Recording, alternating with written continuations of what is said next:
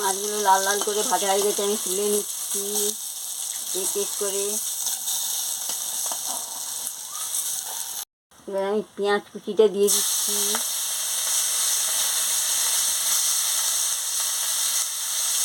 দিয়ে ভালো করে ভেজে নিচ্ছি।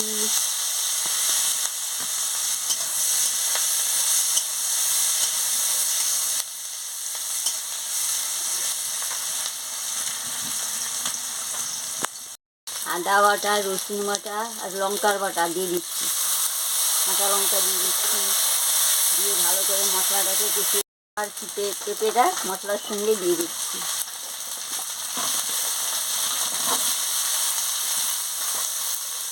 দিয়ে ভালো করে মশলার সঙ্গে কষিয়ে নিচ্ছি।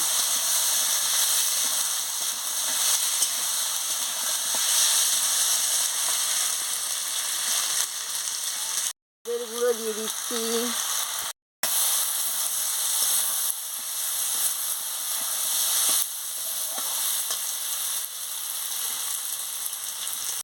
এবার আমি পরিমাণ মতো নুনটাও দিয়ে দিচ্ছি।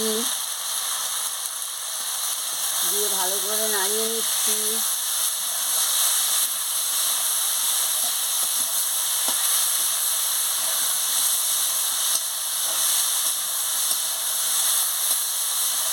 এবারে কষানো হয়ে গেছে, আমি পরিমাণ মতন জলটা দিয়ে দিচ্ছি।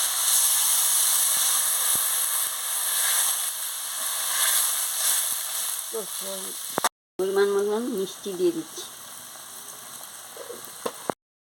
এই দেখুন বন্ধুরা, আলুগুলো সিদ্ধ হয়ে গেছে, পেঁপে সিদ্ধ হয়ে গেছে। এবারে আমি মাছটা দিয়ে দিচ্ছি।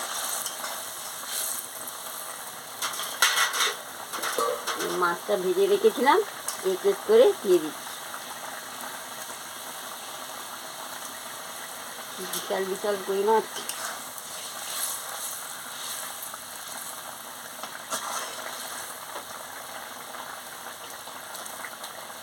দিয়ে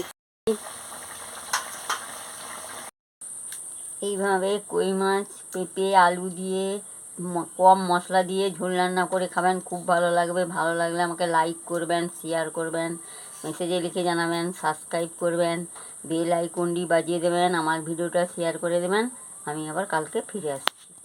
রঙটা দারুণ হয়েছে, গন্ধটাও দারুণ বেরিয়েছে।